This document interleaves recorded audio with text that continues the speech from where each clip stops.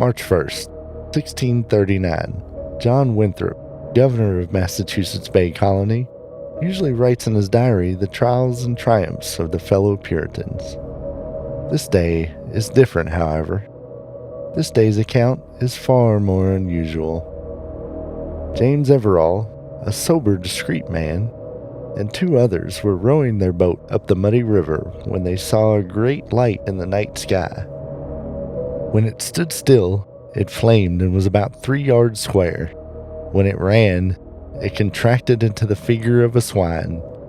Winthrop claims that other credible persons saw the light. 2 to 3 hours pass, and the boatmen report the mysterious light ran as swift as an arrow, darting back and forth between the men and the village of Charlestown. In what seemed like an instant, the light vanished, and the men were shocked to discover that they were nearly a mile upstream.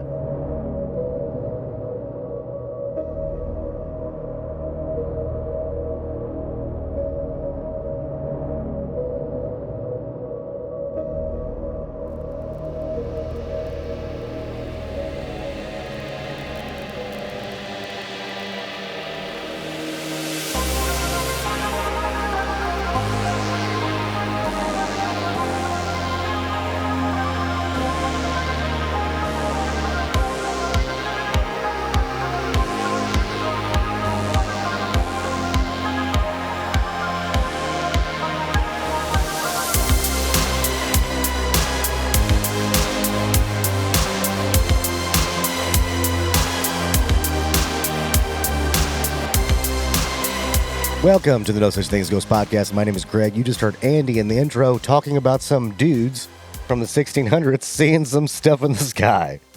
If it's your first time listening to the show, I am a hardline skeptic. Andy, how would you describe yourself? I tend to believe. He tends to believe. Great. Okay, so tell me what I assume to be UFOs. Tell me more about it. That is basically the first non-Native American soil UFO sighting. Okay, cool.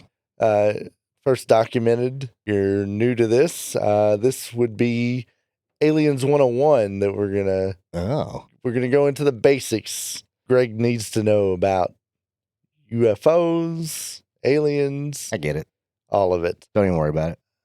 I understand it all. Oh, you got it? Yeah, unidentified flying objects. UFO. Very good, because the first thing I was going to discuss was some of the terminology. Oh, I got it. So, I nailed it. UFO. UAP? UAP is the new term. Unidentified aerial phenomena. And actually, they have changed that a little bit to where it's not just an identified aerial phenomenon. It's now been redefined as unidentified anomalous phenomenon. Okay. Because it actually relates to unknown objects sighted in the air, in space, or in water. Water? And transmedium. What's that objects means going from space to air, air to water, water to air, all of the above. Everything in between. Because another term you might not know is USO. Unidentified submergible object, which is an object that has been reported repeatedly where a UFO is sighted over water and then dives into the ocean. I didn't even know that was a thing. Lake. Yeah, that is a common sighting. I didn't know. I didn't know a flying saucer would go, let me dive in this water. I came from space. Let me dive in this water. I mean, I guess it would be equally capable of a vehicle if it could travel through space. It could also travel. We're definitely going to touch on that repeatedly in this episode. Sure. There are several sightings and occurrences that we will discuss. Didn't even know that was a thing. So, in fact, one of the first could have been in 1492 when Columbus sailed the ocean blue. And according to his logs... Thank you, grade school. Yeah. On September 15th of 1492, quote, "We sailed day and night for 27 leagues to the west. Tonight, We saw a wonderful fiery light fall from the sky, which fell into the sea at a distance of 4 or 5 leagues.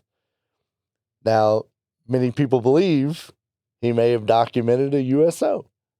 But, okay, fine. I mean, early sightings. It could have been whatever. I mean, it could have been... Could have been a meteor. Yeah. Could have been... the vastness of the ocean there, you know. I mean, he was selling for days and days and days. Could have been And, anything. of course, Christopher Columbus, the most reputable source. I mean, he went from Europe, went west, and found not America. No, thought it was, well... and wasn't even looking for America. Moving on. Okay. Problematic figure in general. Now, you've already mentioned the word that I'm looking for, but if you were to describe a UFO in your basic understanding of this topic, what would be the first thing that came to mind for you? Describing a UFO? What would you call it? A ship? Yeah. Like a ship. A flying saucer. Very good. Thanks, teacher. That's the one I'm talking about. So, let's go back to June 24th, 1947. Okay. We're in Mount Rainier, Washington, and Kenneth Arnold was flying from Chehalis to Yakima. Cool. In a Cal Air 82. I love Yakima in the summer. It's beautiful. Beautiful. Yes. Yeah. He detours after learning of a $50,000 reward for a U.S. Marine Corps C-46 transport plane that had crashed near Mount Rainier. He looked for a while, gave up on his search, and just before 3 p.m., he headed east towards Yakima. Beautiful. And when he noticed a bright flashing light that looked like sunlight reflecting off of a mirror. About 30 seconds later, he saw another series of bright flashes off to the north of Mount Rainier. He thought it might be sunlight reflecting off of his windows, so he ran a few quick tests. He rocked the airplane from side to side and removed his sunglasses and finally rolled down his side window. Arnold reports that the objects appeared so thin and flat that they appeared invisible. He was quoted as saying that the objects were saucer or disc-shaped. So this is the first sighting that actually describes it as a flying saucer. You say objects or objects? Objects. He saw multiple lights. Okay. And he described them as a saucer. As a saucer. Yes. And so that was the first time that we have that documented, saying so that's a flying like saucer. That's the origin of... Correct. So 1947 is the first time we get that term.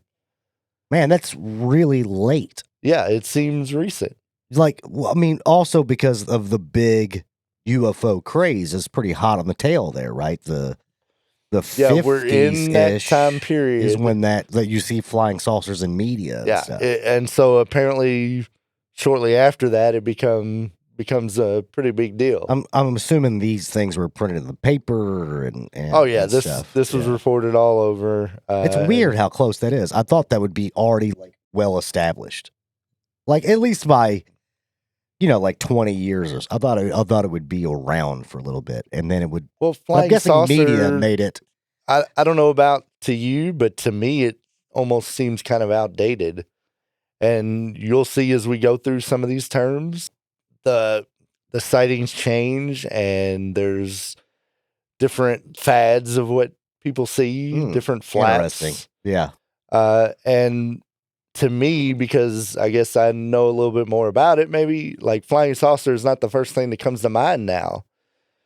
Orbs and stuff like that, right? Like you've got... Yeah, so... Especially in aircraft that are sighting stuff, a lot of times it's like an orb or a speck or something moving quickly compared to the aircraft. Right, and like, we're going to go into this in a minute, but like, lights is a common... Lights, people just see strange lights, and that's something that could be mistaken. Yeah, head injuries. Well... I just mean like, you could There's other kind of an airplane for something you don't know, so it becomes unidentified. Right, yeah. Like that type of thing. And so that's the most common, and that's probably always been the most common. Yeah.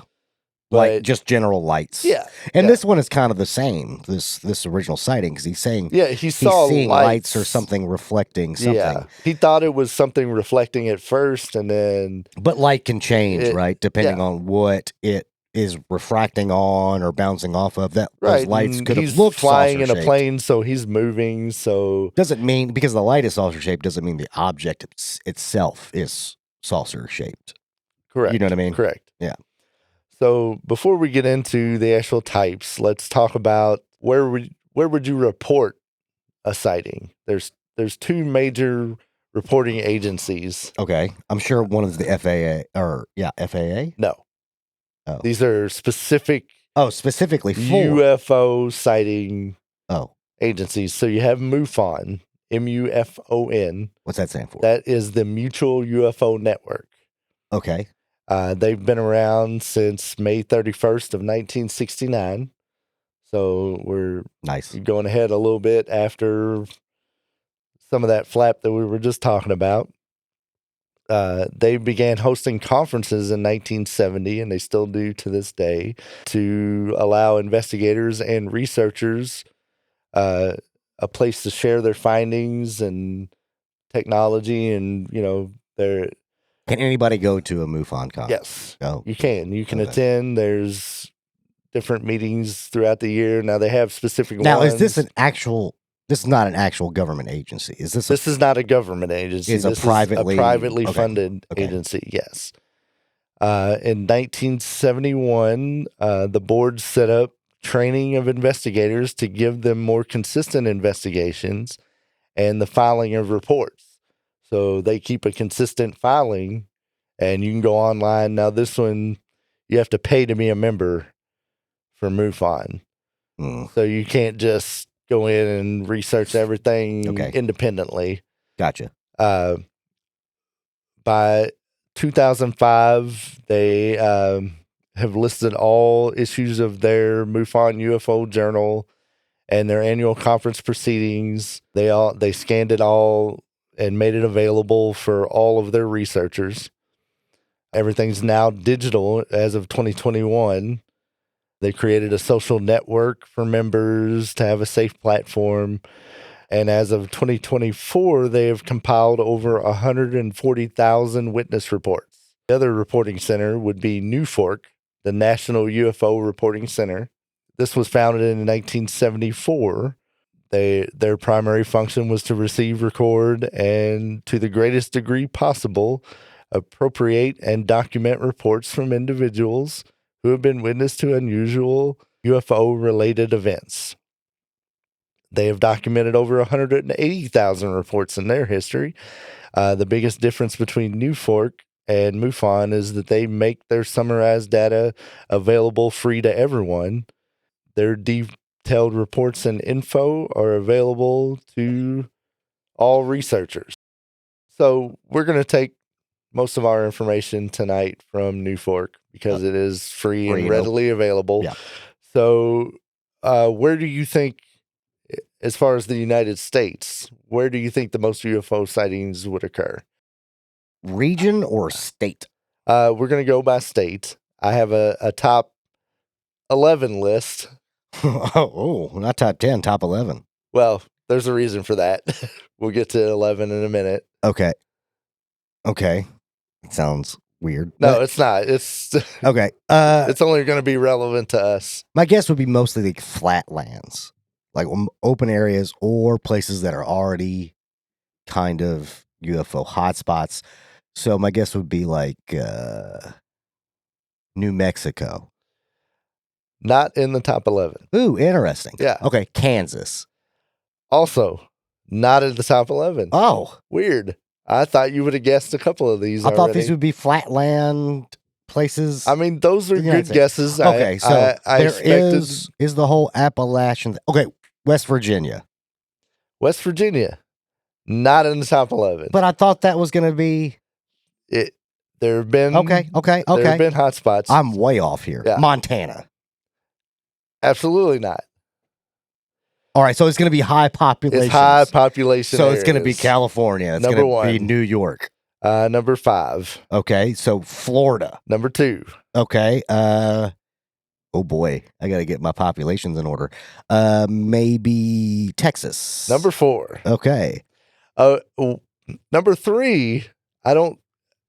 I didn't look up populations, but it doesn't compare to those other top 4. Oh, what's it like? New Hampshire? No. Rhode Island? No. Oh, wrong side of the wrong coast. side of the nation.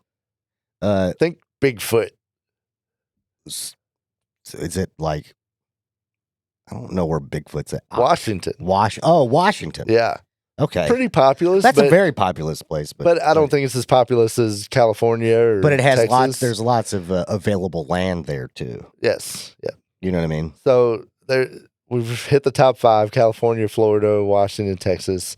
Pennsylvania comes in at 6. Pennsylvania, the home of the squawk. Then you were very close with Arizona at number 7. You were in the right area. Arizona. And then always weird Ohio at number 8.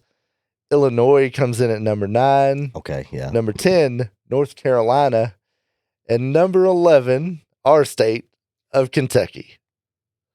Great. That's why I went top 11, just because You just I wanted wanted to find out where Kentucky was at in that ranking, and we were pretty close. All right.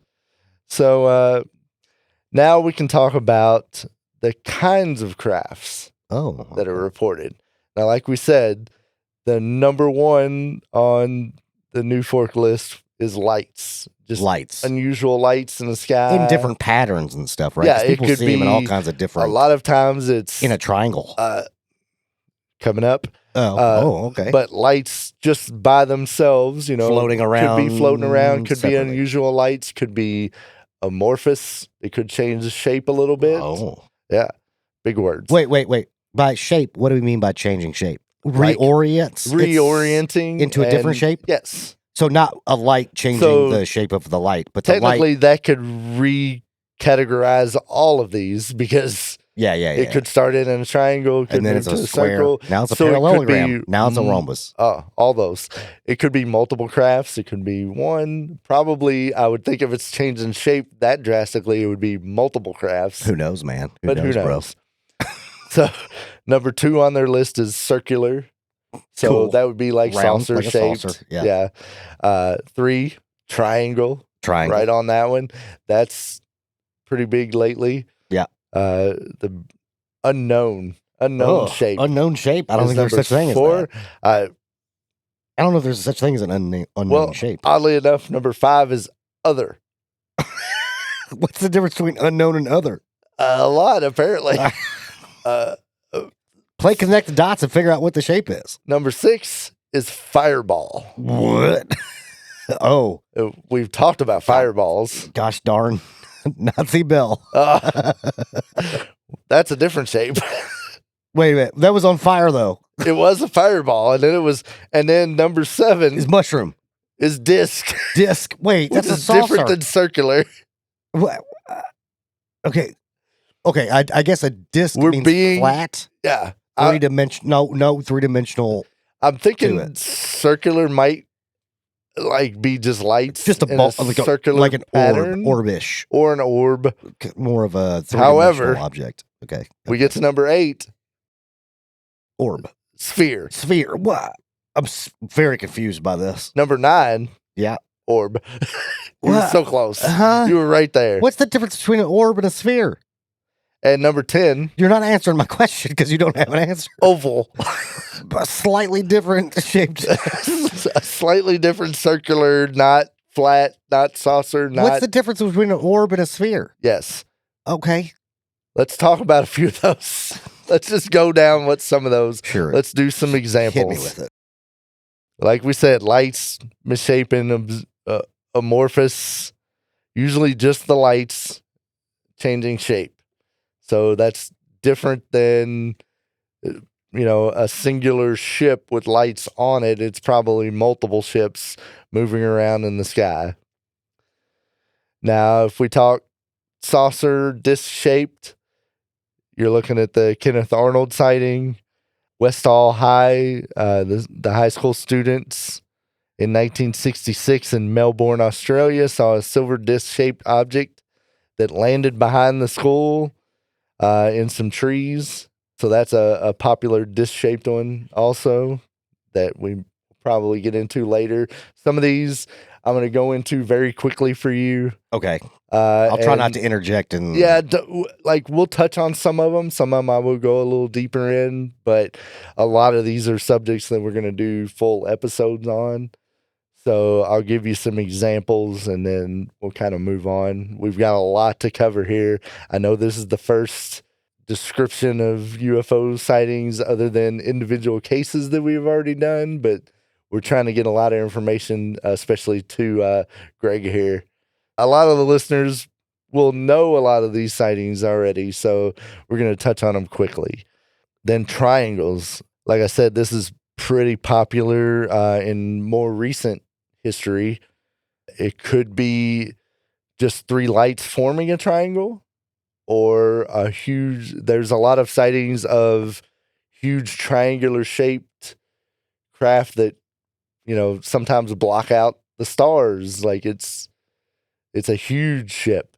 They had a big sighting from 89 to 90 in Belgium, where a lot of people saw these huge triangular shaped craft. Another one, recent as 1997, the Phoenix Lights. Oh, you've heard of that one? I've heard of that one. Yeah, and there were a lot of triangular shaped reports there. Now, one that didn't really make the top 10, but maybe the oval shape could be the Tic Tac, which I know you've heard recently in the disclosure sightings that we've had with the military. As recent as 2004, the USS Nimitz off of Southern California coast detected on radar, and it dropped from 80,000 feet to sea level in a matter of seconds. There was no visual propulsion. It maneuvered at speeds and G-forces that are beyond our capabilities at this time. These were all videos that were released recently by the government. Now, Andy, are you going to collect all these videos and put these in? Yes, we will post a lot of this. Okay, because I would like to see these too, because I don't know anything about this. So you haven't seen some of these Tic Tac? No, I've seen a Tic Tac. Well, we will definitely get all that posted for anybody that hasn't seen it. Greg will take a look at it here shortly so he can have a little bit of knowledge of it. I assumed that you had seen these with the recent reports that were going on. No, because you don't care. Yeah. Oh, okay. Nailed it. I mean, it's just I've seen some of this stuff. I have no context or something. I don't know. You might have seen this and not really known. Yeah, what I saw, and nor did I file it away in my brain because, like you said, I was like, oh, well, okay, that's a thing, and then I moved on. Yeah. Like, who knows? Well, makes sense. Makes sense. So, some of these recent Tic Tacs that were reported by, I know it sounds weird when I say it like that. Makes me giggle a little bit every time. It's fine. Some of these were actually the USOs. They actually dipped down into the ocean, especially off of the California coast. There's been lots of reports of that to the point where there are theories that there may be underwater bases for these UFOs, USOs, because they constantly appear on the coast and then disappear, and they're not going up back into space. They're disappearing into the ocean. So, I mean, you're talking about some of the deepest parts of the ocean. There are also reports of this in the Atlantic off the Florida coast. Maybe Bermuda Triangle area. Okay. Like, I mean, there's been reports of this for decades now, but of course it's come back into popularity with these government releases here recently. Now, discussing our government. It's a very important topic loaded to me. I would like to start with the president. Oh, no. Hear me out. Okay. There's a popular conspiracy theory in February of 1954. Okay. So lower your expectations a little bit. Lowered. Yeah. All right. So President Dwight D. Eisenhower disappeared from his vacation in Palm Springs to meet with aliens. Oh, sure. They wanted him to eliminate the U.S. nuclear weapons in exchange for advanced technology. Okay. So supposedly he had an excuse of an emergency dentist appointment and just snuck away from his family vacation. And he met with these beings that were possibly associated with the crash in Roswell. Where did from 1947. Where did this information come from? Places. Okay, cool, great. I love having sources. So we've since we're talking about our government Mm-hmm. and our history with aliens Yes. that we obviously have. Yeah. We know there have been investigations and projects continuously going on since at least the 1930s. What do we mean by projects? Well, that's part of the releases that came out here in the 2020s. Cool. That had nothing in it? No, they documented government investigations. Investigations are not projects. Projects and investigations, same thing. What projects they do? Funny you asked that. Great. So, according to the testimony of David Grush. Okay, yeah, I think I've heard his name. 2023, July of 2023. He claims that the government. This guy claims a bunch of stuff, though, doesn't he? He claimed that they recovered non-human biologicals and crafts. This guy claims a bunch of stuff. He keeps Under coming oath. out. He keeps coming out and claim. Yeah, great. He keeps coming out and saying all this stuff, and then they keep releasing little bits of stuff. Mostly, I understand most of it's like redacted, but this guy says a lot of stuff. Like I don't necessarily believe a guy that keeps going, but the aliens. He keeps coming out and talking about stuff. Well, but not really saying anything other than the government has this stuff. He's saying a lot of things. Stuff. And if you don't believe him, I mean, we do have documented releases from the government. Okay, great. What's in those starting in 1947, we had Project Sign. Okay. That ran for 2 years. The objective of this project was to collect and evaluate and distribute within the government all information relating to UFO sightings because they could be a security concern. Cool. That makes sense. I understand. These are documented projects. Which is fine. It lasted 2 years. Yep.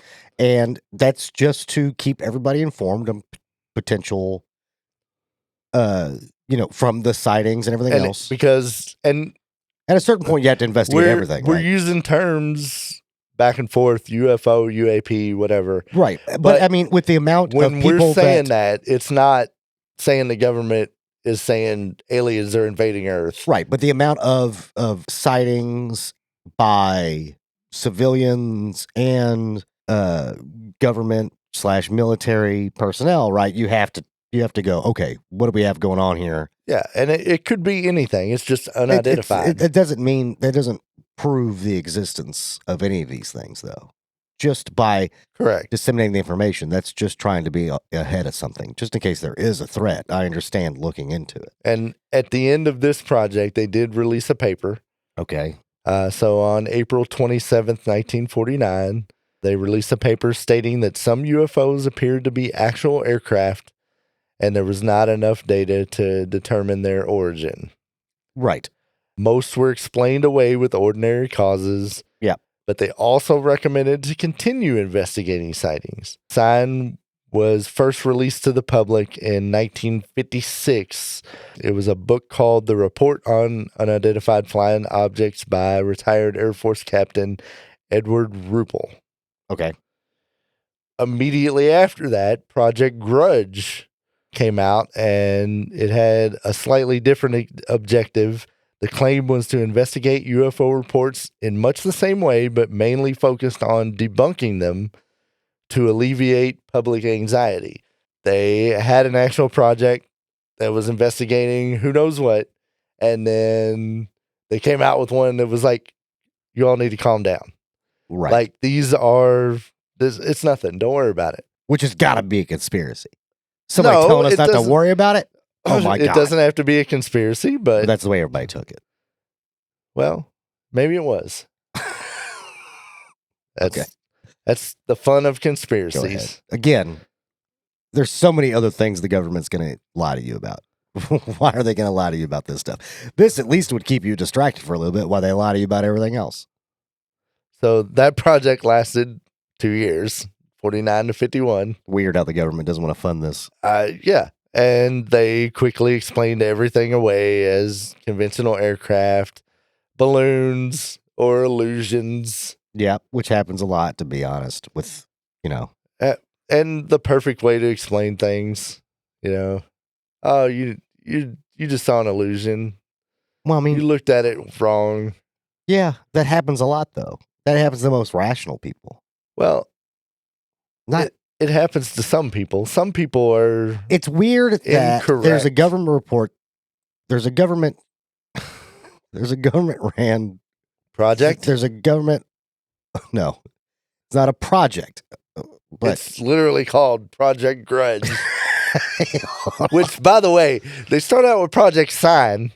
There's a sign. We all saw it. There's signs of things in the sky that we don't know. And then there's Project Grudge. What is this? It's an We have a acronym. grudge against... No, there's no acronym. gotta be It's an just acronym. called Project Grudge. It's got to be an acronym.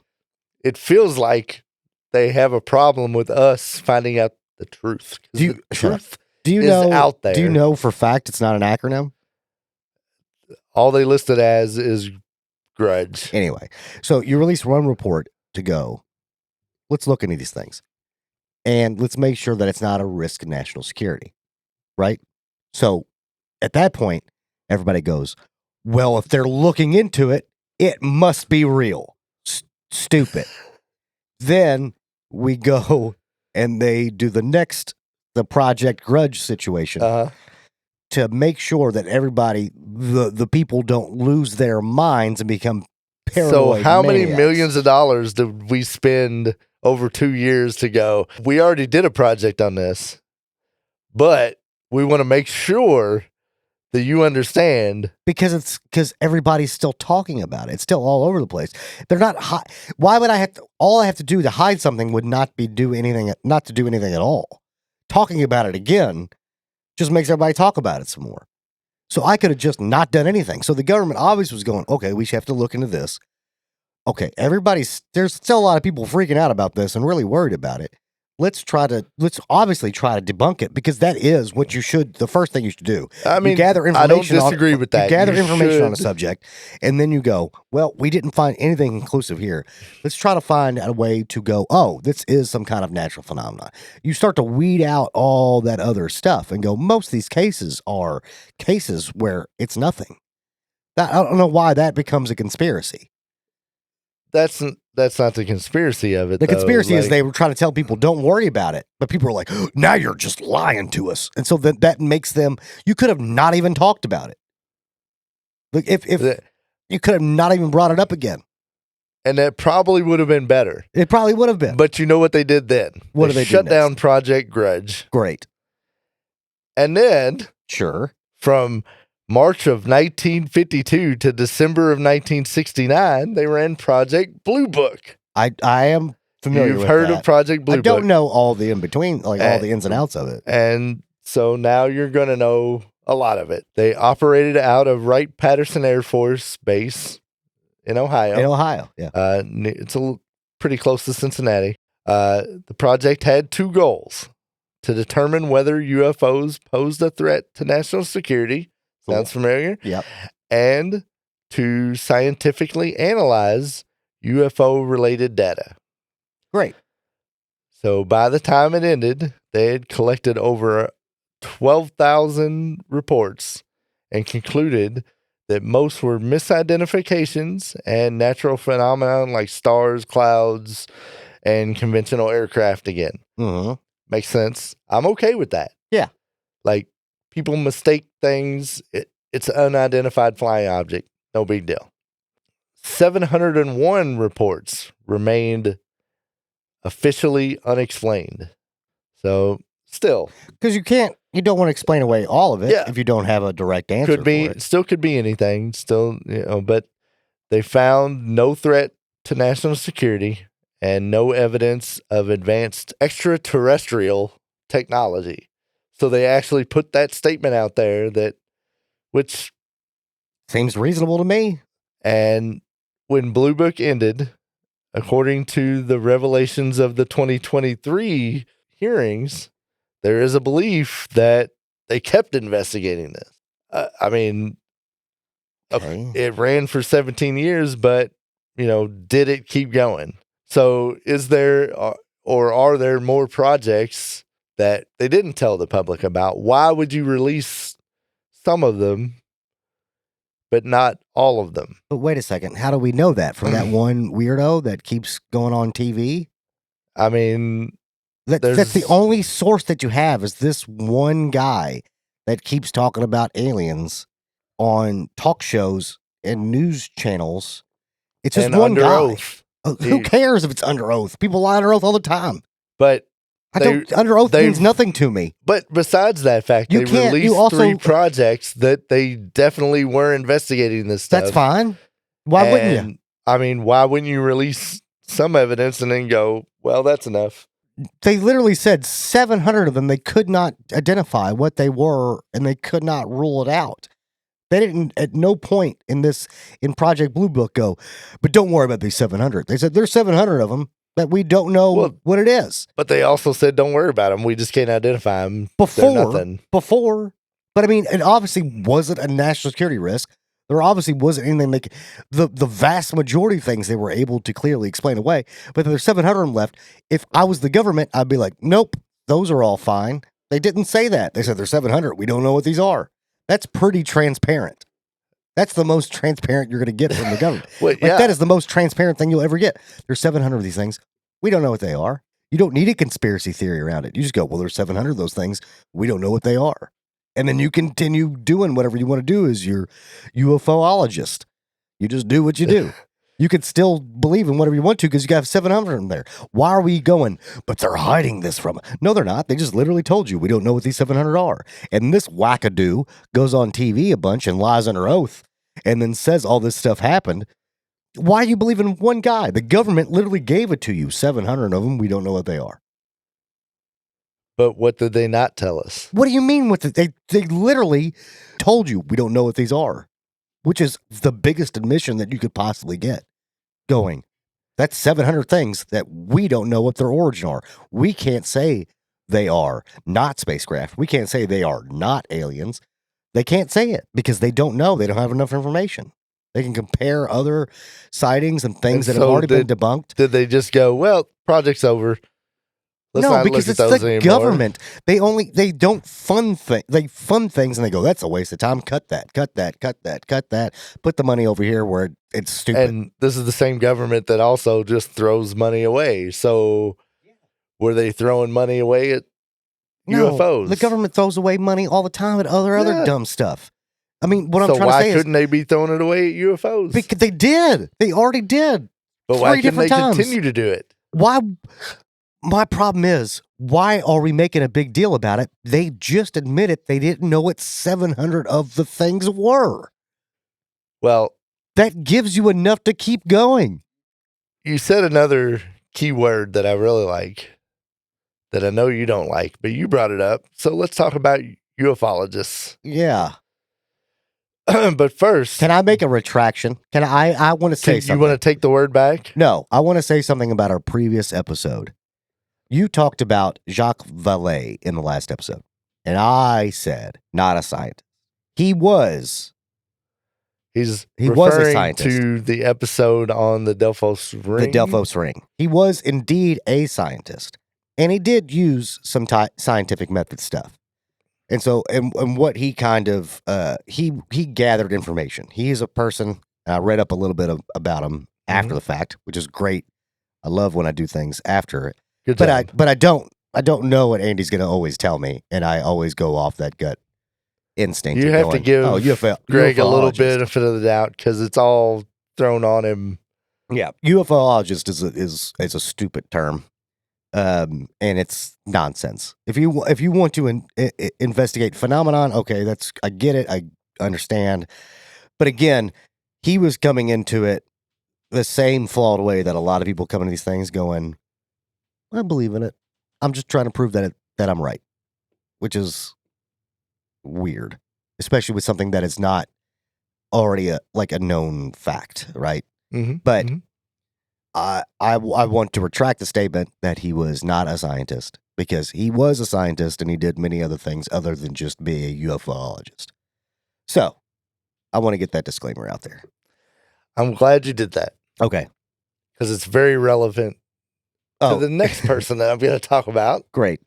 Who is J. Allen Hynek, who most of our listeners will be very familiar with. Don't know who he is. You have not heard the name. Okay, very good. So he is a prominent Northwestern University astronomer and later a ufologist. Why adopt that name? Because he was originally a skeptic. And he transitioned into the leading scientific expert on UFOs. And he was a consultant with the Air Force from 1947 to 1969. Why, you ask? Because they brought him in for Project Blue Book. Okay. So the government brought him in because he was a scientist. He was an astronomer. They wanted his scientific knowledge on this investigation, on this project. And he came in, worked on Project Sign originally, and then continued on through Grudge, and then through Blue Book. He worked on all of these projects, and they brought him in. A lot of people think to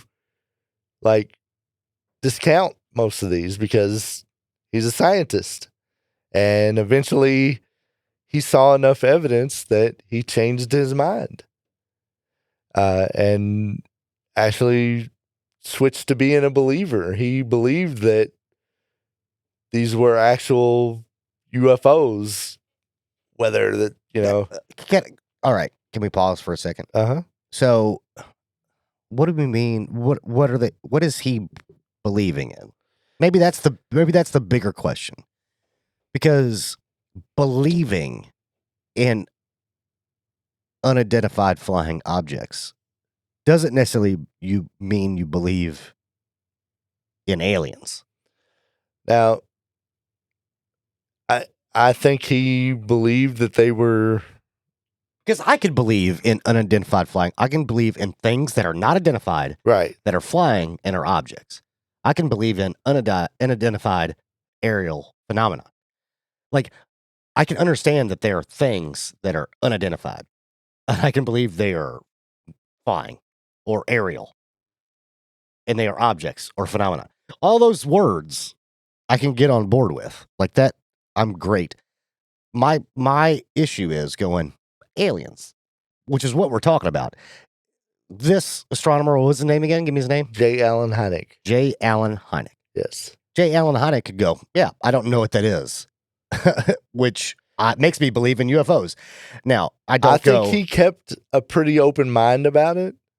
I don't think that he was like, they come from... Yeah, he wasn't going, those are extraterrestrials. Those are aliens. Those are little green men. Like, that's but not... I think coming in, he didn't think that it was anything out of the ordinary. There's plenty of things that happen all the time out of the ordinary. My problem with the show is not the fact that there are not strange occurrences, right? My problem is those strange occurrences automatically being attributed to something fantastical that doesn't have a basis in the real world. Doesn't have a basis in our reality and what we know. My problem is when we make the leap of logic to go, look at that light in the sky, that's an alien. And that's all we do. And that's not what this guy is doing. This guy is going, I can't explain this. Yeah. I don't know what this is. That makes sense because there's all kinds of things that everybody encounters every day. Not everybody not an individual every day, but people encounter every day that they can't explain. Right. That's all fine. But you have to you operate in the real world and what you know. The problem is when you just go and you skip all the steps and you go alien. This guy's not going aliens. He's just going, I can't explain this. I don't know what this is. I believe that he came into it with a scientific approach and then, was probably very skeptical on everything. And this man's going to come up on a lot of topics that we talk about. He's all over the map.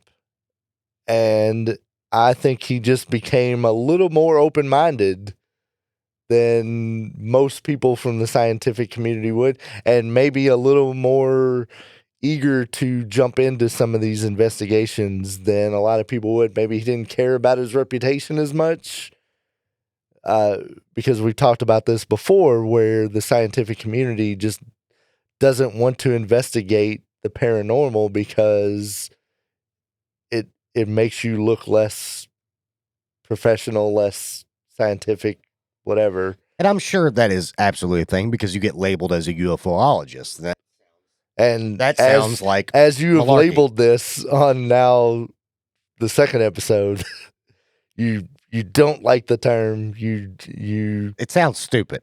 I get it. It's not the most accurate term. Maybe it sounds like UFO and scientists combined. Like, yeah, you're investigating something unknown. Yeah, that's fine, and I'm great with that. And I'm great with this guy going, he thought he would come in with all the answers, and he didn't have all the answers. That's perfectly acceptable to happen. Correct. That's okay. That's not my problem. And I don't know the continuing story of this gentleman. And maybe he come back to him. And maybe he gets more extreme, and me and him will no longer agree. I don't think it's going to get to the point where you despise him. Okay, but my biggest thing is, and I'll reiterate it, he is not going, I can't explain that. Must be aliens. And I can't explain this thing. Must be Bigfoot. I can't explain this thing. Must be ghost. Because that is the dumbest way of thinking. I don't think he's going into it that way. Like, okay. I think he just went from complete skeptic to a little open-minded. I want to be careful with the word skeptic here because there is something that's okay. Well, I think probably despite what the audience thinks. Yeah. No. That's perfectly fine. Let me rephrase that. Let me rephrase that because I put that badly on you because you claim to be a skeptic, and it's not a bad thing. You don't have to believe in anything.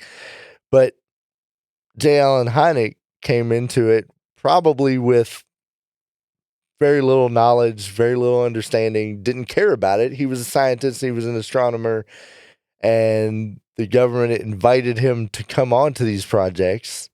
And so he probably had no thoughts either way. Right. But what I'm trying to say is it's okay to walk into a situation and go, I don't know what that is. Yeah. I can't explain that.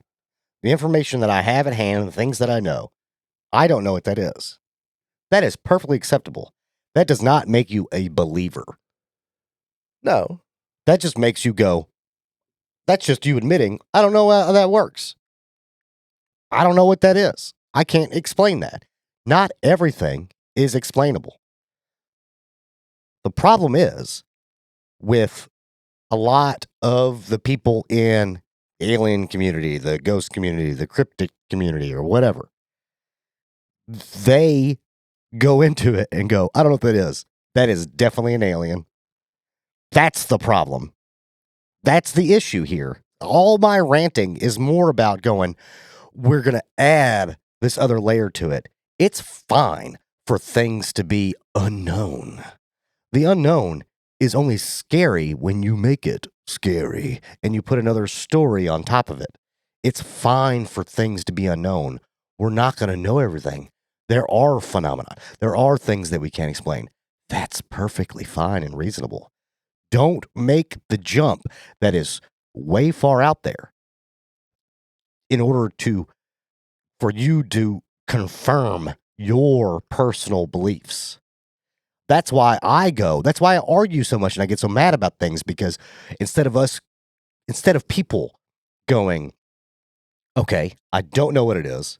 I don't know what it could be, and accepting that and then maybe one day we'll figure it out. People instead go, oh, alien, got it. We've proved it, baby. These stories are real. That's the problem. Is that your only problem? Yes, that's my biggest problem with all of it.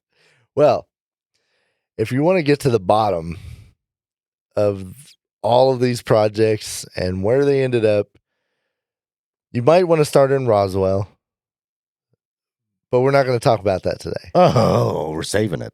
We're going to save that for a little bit, but let's talk about another key place. Teaser for an upcoming episode. Ooh. Whatever. All right. We've already mentioned Wright-Patterson Air Force Base. Yeah, I've been there. Yeah. Oh, Yeah. very nice. Yeah. So it's 8 miles northeast of Dayton, Ohio.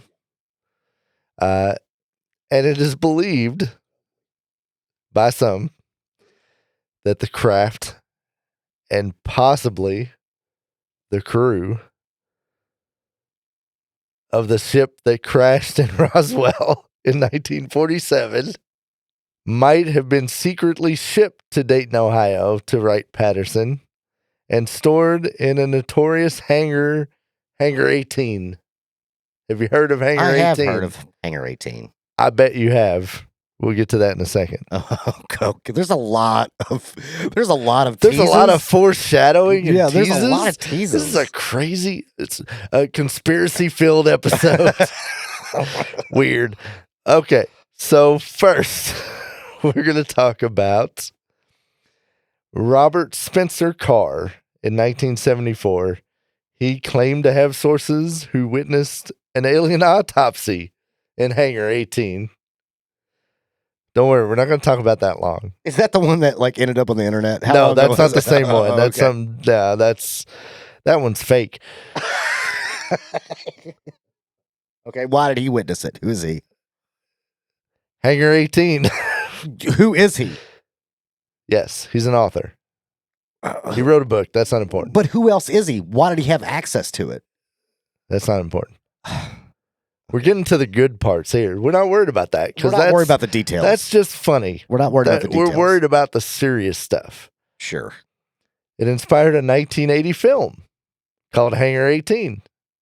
Never heard of it. And a 1990 Megadeth song. Oh. This keeps coming up. I don't know if you noticed a lot of music. There's a lot of music in this. Yeah, a lot of music associated with So conspiracy Megadeth theories. has a song called Hangar 18. Great. So The Simpsons also reference Hangar 18. I can never tell when you give me all these pop culture things, if you're trying to tell me them to prove the existence, or if you're just telling me because it's interesting trivia. Yes. So Sideshow Bob. That's a Sideshow Bob episode. Oh, yeah. Moving on. Yeah.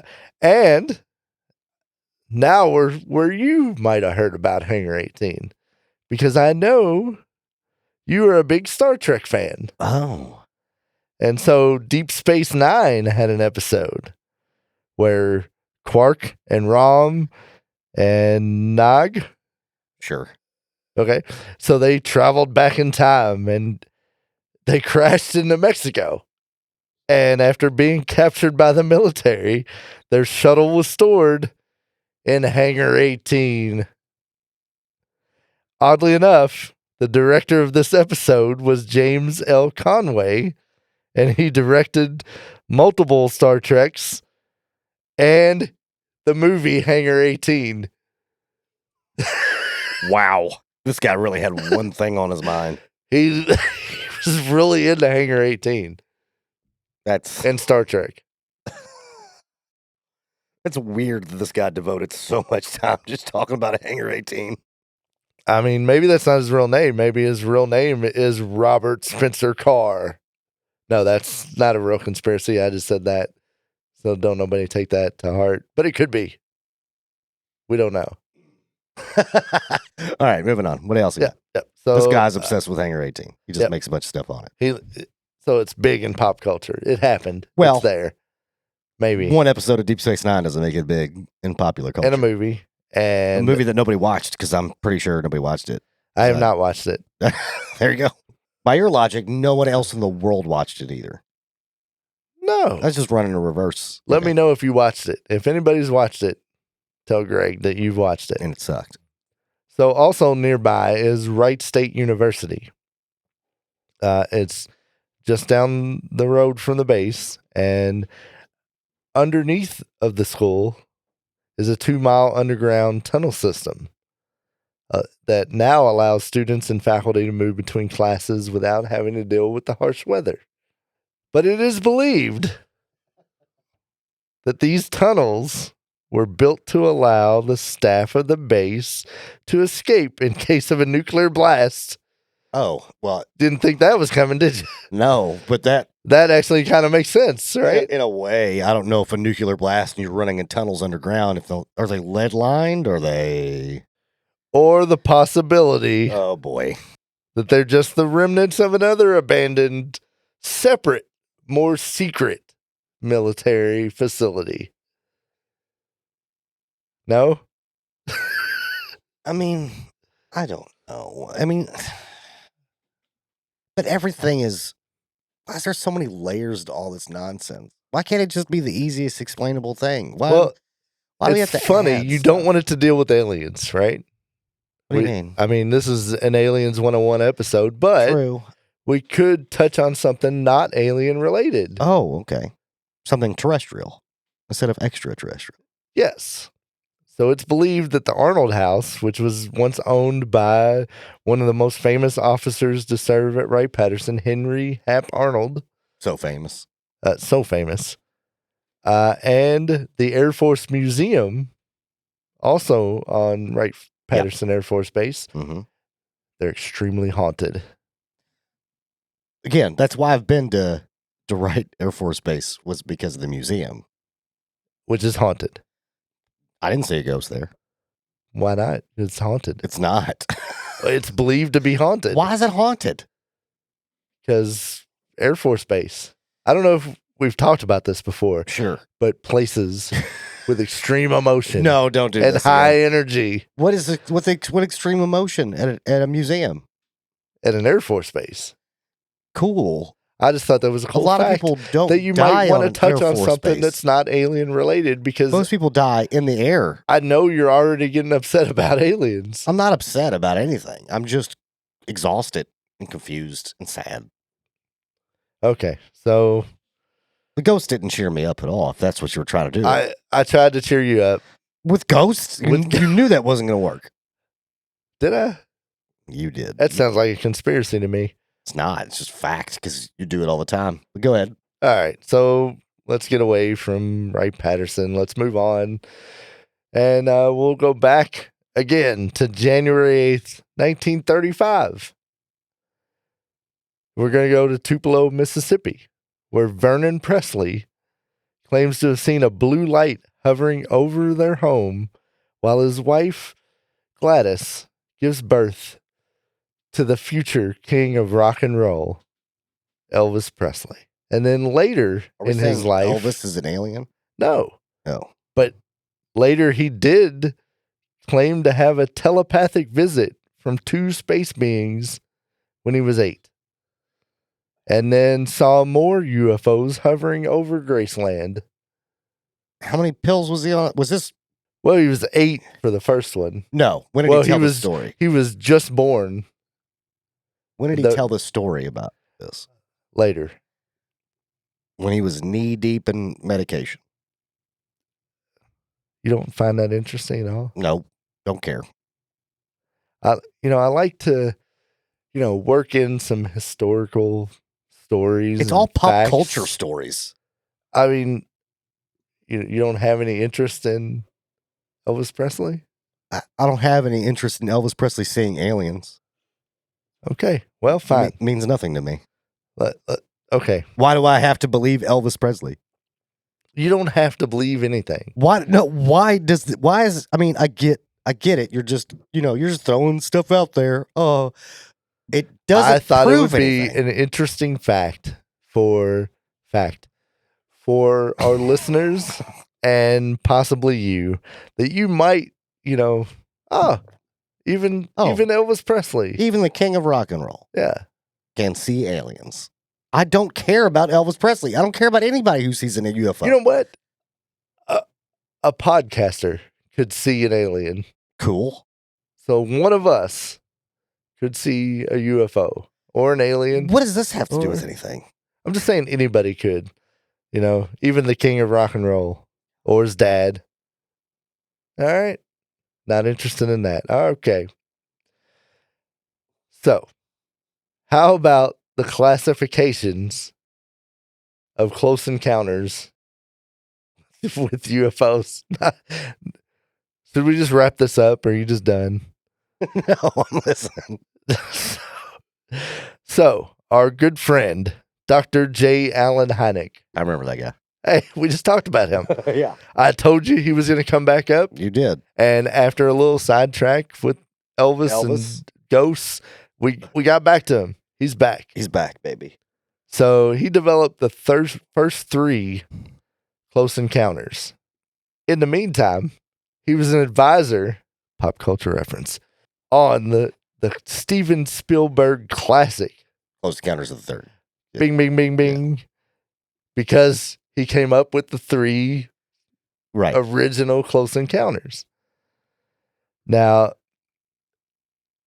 could that be evidence that he actually had knowledge of close encounters? We don't know. No, it was probably gathered by other people's statements. And, I mean, if you want a little bit more to add on to it, you could talk to his son, Joel Hynek, who was a visual effects supervisor, and he designed the Predator camouflage, the cloaking effect that they had in the Predator movie. Okay. Do you like that? I don't care.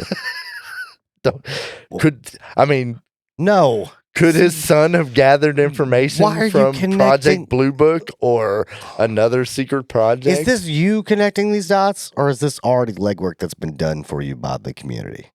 Well, I found this information in the same party place. In the same place. Like it's all listed in the official biographies of J. Allen. No, my question is, in that, did it say, was it possible that his son, or is this you doing this? Well, I mean, on the script for Predator, they said Joel Hynek. Shut up. Used this information. That I'm asking you a question because I want to know who to be mad at. There's no. I want to know who to be mad at. There's no factual information that says. But there's no factual information. Why would period. They release that? There's no factual information on this show. Period. I've yet to hear factual information. Why would the government come out and tell you that Joel Hynek had this knowledge from his father? The government didn't say that. This is what you camouflaged alien technology. Why would they come out and say that? I'm being serious right now. They're trying to keep you safe. I don't like this. I don't like it. They might be trying to keep you safe. I'm being very serious. I'm being very serious, Andy. Not podcast related. I don't like this. I'm just giving you pop culture references that I know you enjoy. I'm asking you a simple question. Is this dots that were already connected for you? They were informants on those movies. They were informants. No, that's not the right word. He does visual effects. Yeah, he gets consultants to do visual effects, not consulting. Yeah. He gets paid to do visual effects. He's not consulting anything. They told him. But could they have had knowledge from somewhere else? We don't know. Or did he just come up with a cool idea?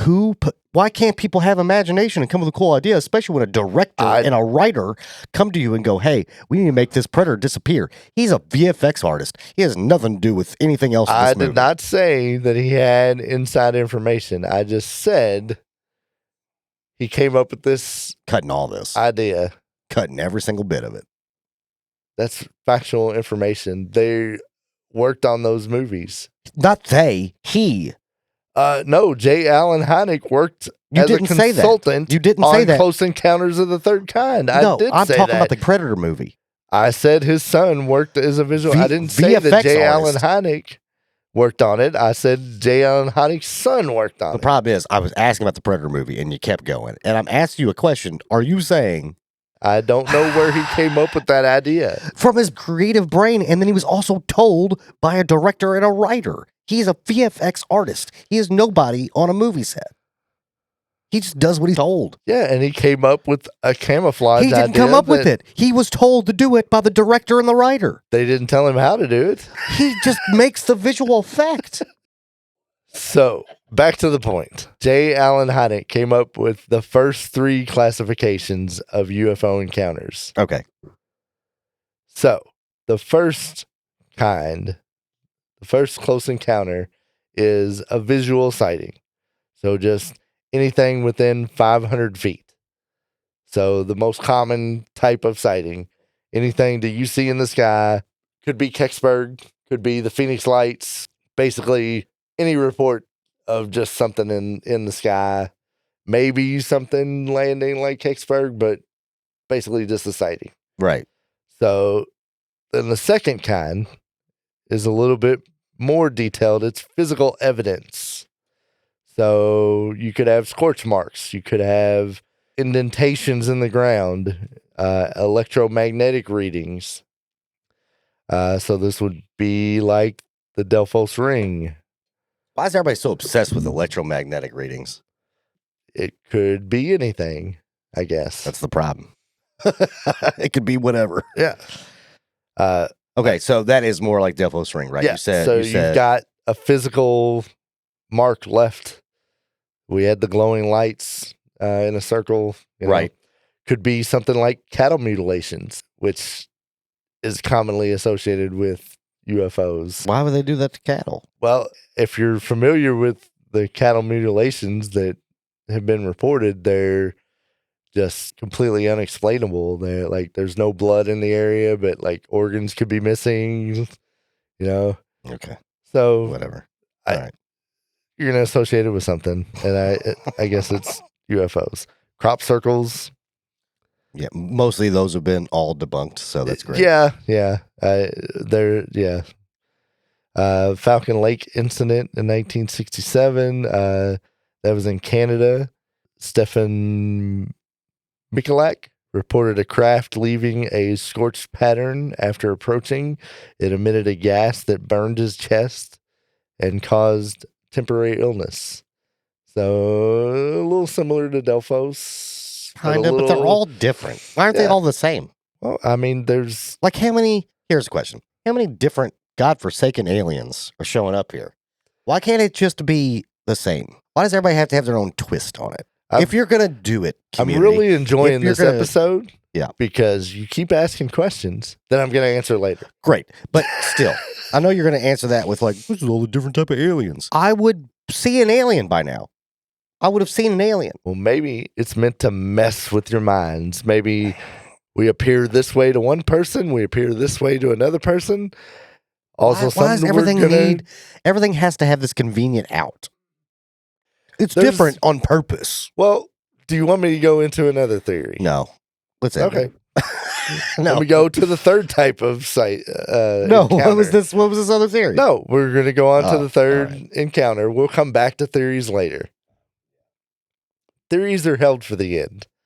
We're talking about facts now.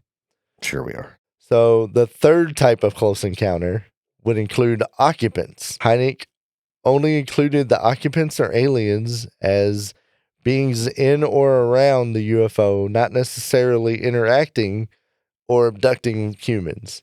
This is just a sighting of a craft in the sky, and you can see beings like in a window. We're still on the second one, right? No, this is third. That's the third. Oh, okay. Because we already had evidence left behind as far as like scorch marks or glowing rings. This is, I'm seeing a craft and it has people driving it or something driving it. We could have any number of examples of sightings with occupants. I could go on forever. I would think that Hynek would include abductions with this. It doesn't sound like it, but it sounds like he kind of stopped there. But he had to have had knowledge of abduction stories. Well, he probably was aware of them. He probably just didn't buy it. But maybe he discounted them. Plenty of examples that we could go into of just people seeing craft with entities. But I'm sure, like we'll kind of move ahead. There are two more kinds that are popular close encounters that came after him. Your friend, Jacques Vallée, who was born in 1939. He went to the University of Paris and Northwestern University. He became a pioneer of the internet with a computer. He was a computer scientist, venture capitalist, an author, astronomer, and UFOologist. Oh, yeah. And so he developed the first computerized map of Mars for NASA in 1963. He's a very important in the figure in the UFO community. He defended the scientific legitimacy of the extraterrestrial hypothesis, which proposes that some UFOs are best explained as physical spacecraft occupied by intelligent extraterrestrial organisms from other planets or probes designed by extraterrestrials. So maybe it doesn't have beings in it, but it's just something to check us out. So he comes up with the fourth and fifth classifications. The fourth being humans being abducted. So one of the more famous cases of that is Betty and Barney Hill.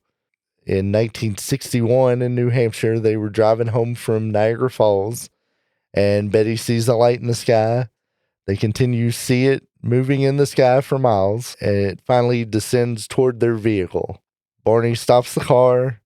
He watches it hover, and when he steps out of the car, he's using binoculars, and he sees several humanoid figures inside of this UFO. And they're looking out the windows, and it appears that they're looking straight at Betty and Barney. This is a story we're going to go into more detail later on, but it gets closer, and they run back to the car, and they drive away. They both claim to black out. And when they awaken, they're miles away from where they thought they were. Under hypnosis, they recall being taken aboard the ship and possible experiments, and they've possibly been shown locations where these beings are from. Hypnosis?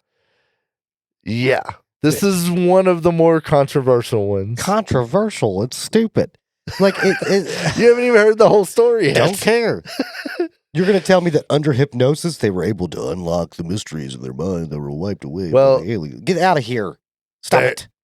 Pseudoscience with pseudoscience. It's great. This kind of goes into the theory that I was talking about before. Okay, fine. Hypnosis is not the most accurate. It's nothing. But go ahead. There's one thought that if you encounter aliens or whatever these beings are, that they have the ability to mask your memory, to either change it. And this is kind of what you were getting at with the Delphos ring.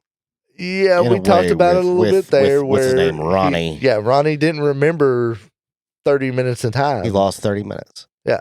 Yeah. And so there is the thought that they can either just blank out your memory or cloak it. And so maybe you're not seeing what you think you're seeing. Great. Which, again, could be many of multiple things. Just another way to complicate it. Like, it's just another layer on top of things that don't. And of course, if, you're under hypnosis, you can be led to remember things that you don't actually remember. There's no such thing as under hypnosis. Hypnosis doesn't work. There is. It's not a real thing. But go ahead. It is a real thing, but the inaccuracy of it is that you could be led to remember things that you don't actually remember, hypnosis or you doesn't could be do given anything. memories Hypnosis that you don't for actually people that are have. susceptible to suggestion. Period. Hypnosis. There is no way to put somebody under hypnosis. It's not a thing. You can't put a spell on somebody. It's not real. It's just not real. And we'll have to test that out. But go ahead. So, on to the fifth and final encounter that we're going to talk about. Human-initiated contact.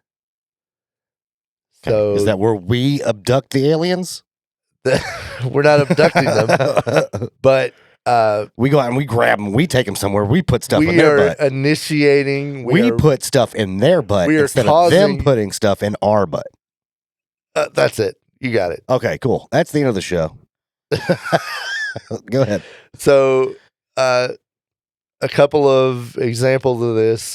John Keel talks about it in his Mothman Prophecies book, where there were not just Mothman sightings, but UFO sightings all over Point Pleasant and the surrounding areas.